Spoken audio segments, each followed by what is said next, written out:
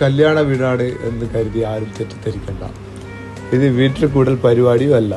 നമ്മുടെ നാടുകളിൽ അന്യം നിന്നു പോകുന്ന പണപ്പയറ്റ് പരിപാടി പൂർവാധികം ശക്തമായി തിരിച്ചു വരുന്നതാണ്.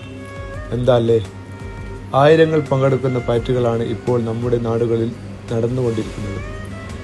എന്തെങ്കിലുമൊക്കെ ചെയ്തു കൂട്ടണം എന്ന ഉദ്ദേശത്താൽ ആണ് ആളുകൾ പയറ്റ് ഗ്രൂപ്പുകളിൽ പങ്കെടുക്കുന്നത്. ഒന്നിലധികം ഗ്രൂപ്പുകളിൽ ഉള്ളവരാണ് മിക്കവരും. നാടൻ പയറ്റുകൾ വേറെയും ബിരിയാണിയും സാദാ ചോറും അടക്കം വിഭവസമാനമായ സദ്യ ഒരുക്കിയാണ് പലരും പയറ്റ് സംഘടിപ്പിക്കുന്നത്. ലക്ഷങ്ങളാണ് ഓരോ പയറ്റിനും കിട്ടുന്നത്.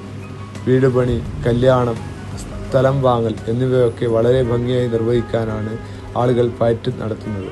മാസത്തിൽ 10-ലധികം പയറ്റ് ഉള്ളവരും ഉണ്ട്. പയറ്റിനേക്കാളുപരി ആളുകൾ തമ്മിലുള്ള ബന്ധം പുതുക്കാനും പയറ്റുകൾ കൊണ്ടാവുന്നു. ഉച്ചഭക്ഷണത്തിന് തന്നെ ഒരാഴ്ച മുമ്പ് എല്ലാവരെയും നേരിട്ട് വിളിക്കുകയോ വാട്സപ്പിൽ മെസ്സേജ് അയക്കുകയോ ചെയ്താണ് എല്ലാവരെയും ക്ഷണിക്കുന്നത്. ഉദ്ദേശ ലക്ഷ്യങ്ങൾ പൂർത്തീകരിക്കാൻ കഴിയുന്നത് കൊണ്ട് തന്നെ പയറ്റുകുറിയിൽ പങ്കെടുക്കാൻ ആളുകൾ മുന്നോട്ട് വന്നുകൊണ്ടിരിക്കുകയാണ് ഇപ്പോൾ.